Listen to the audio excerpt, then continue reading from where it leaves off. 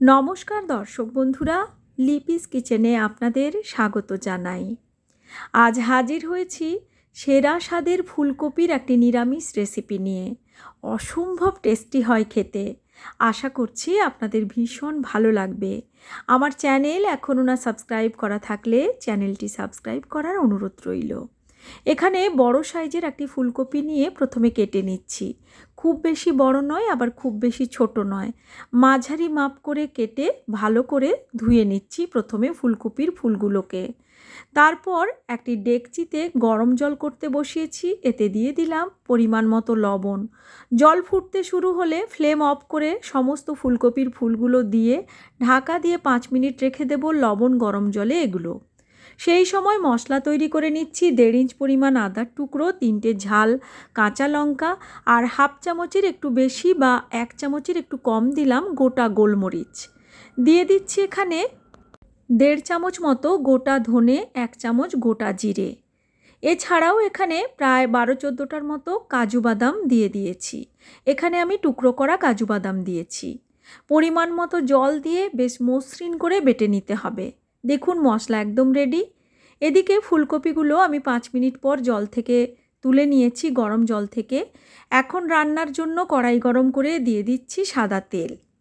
তেলটাকে কড়াইতে ভালো করে স্প্রেড করে নেব। এবার ফুলকপিগুলো দিয়ে দিচ্ছি। ফুলকপিগুলোকে মোটামুটি প্রায় 5 মিনিট মতো সময় নিয়ে বেশ ভালো করে লালচে রং করে ভেজে নেব। দেখুন 5 মিনিট মতো ভাজবার পর এতে সুন্দর লালচে রং ধরে গেছে। এখন ফুলকপিগুলো আমি কড়াই থেকে তুলে নিচ্ছি। রান্নাটা কিন্তু ফুলকপি দিয়েই সুন্দর হয়, তবে আপনারা চাইলে এতে আমার মতো একটুখানি পনিরও যোগ করতে পারেন। আমি এখানে প্রায় 150 থেকে 200 গ্রামের মতো পনির কিউব করে কেটে দিয়েছি। পরিমাণ মতো অল্প লবণ দিয়ে লালচে রং করে ভেজে তুলে নিচ্ছি। এরপর এখানে দিয়ে দেব ক্যাপসিকাম কেটে। চৌকো চৌকো করে ক্যাপসিকাম কেটে এখানে দিয়ে দিয়েছি। ক্যাপসিকামকে নরম করে ভাজা যাবে না, অল্প লবণ দিয়ে হাই ফ্লেমে অল্প একটু আঁচ লাগিয়ে ভেজে নামিয়ে নিতে হবে, যাতে এর ক্রাঞ্চিনেসটা না নষ্ট হয়ে যায়। এবার ওই কড়াইতে সাদা তেল আর হাফ চামচ মতো ঘি দিয়েছি।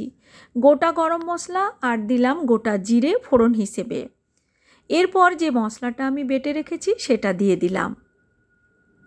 মশলাটাকে মিডিয়াম ফ্লেমে সময় নিয়ে বেশ ভালো করে কষিয়ে নিতে হবে, যাতে করে এই সমস্ত মশলার কোনো কাঁচা গন্ধ না থেকে যায়। যেহেতু কাজু বাদাম দেয়া হয়েছে তাই অনবরত নাড়াচাড়া করছি। কাজু বাদাম দেওয়ার কারণে যেমন গ্রেভিটা ঠিক হবে, তেমনি কিন্তু টেস্টটাও বেশ ভালো হয়। এবার এখানে আমি ফ্লেমটাকে একদম লোতে দিয়ে দিচ্ছি ফ্যাটানো টক দই। এখানে আমি প্রায় হাফ কাপের থেকে একটু বেশি পরিমাণ টক দই ফেটিয়ে যোগ করলাম। দইটা দেওয়ার সময় অবশ্যই লো ফ্লেম করে দিতে হবে। হাই ফ্লেমে দই মেশাতে গেলে কিন্তু অনেক সময় দইটা ফেটে যায়। একদম লো ফ্লেমে খুব ভালো করে দইটা মিশিয়ে নিচ্ছি। দিয়ে দিচ্ছি পরিমাণ মতো লবণ আর 1 চামচ মতো চিনি, টেস্টটাকে সুন্দর ব্যালেন্স করার জন্য।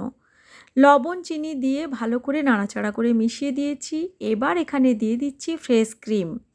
ফ্রেশ ক্রিম দিলে রান্নার স্বাদ অনেক ভালো হয়, তবে যদি ফ্রেশ ক্রিম না থাকে সেক্ষেত্রে আপনারা ঘন মালাইযুক্ত দুধকেও যোগ করতে পারেন ফ্রেশ ক্রিমের পরিবর্তে। এবার আমি ভালো করে মিশিয়ে নিচ্ছি। আর আপনারা চাইলে কিন্তু ঈষদুষ্ণ গরম জলে পাউডার মিল্ক 2-3 চামচ গুলেও এখানে যোগ করতে পারেন ফ্রেশ ক্রিম না থাকলে। এবার ভেজে রাখা পনির আর ফুলকপি দিয়ে মশলার সঙ্গে ভালো করে একটু সময় নিয়ে কষিয়ে নেব। মোটামুটি 4 থেকে 5 মিনিট সময় নিয়ে খুব ভালো করে মশলার সঙ্গে ফুলকপি আর পনিরকে কষিয়ে নিয়েছি। এখানে এবার দিয়ে দিলাম পরিমাণ মতো জল।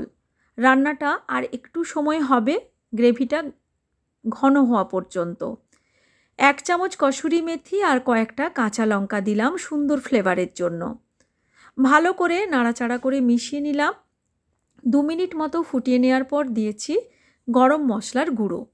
রান্না কিন্তু প্রায় হয়ে এসেছে, জাস্ট ঢাকা দিয়ে 4 মিনিট মতো রেখে দিয়েছিলাম। আর তাতে করে দেখুন গ্রেভিটা সুন্দর ঘন হয়ে গেছে। রান্নাতে আর একদম বাকি নেই। দিয়ে দিলাম ভেজে রাখা ক্যাপসিকাম।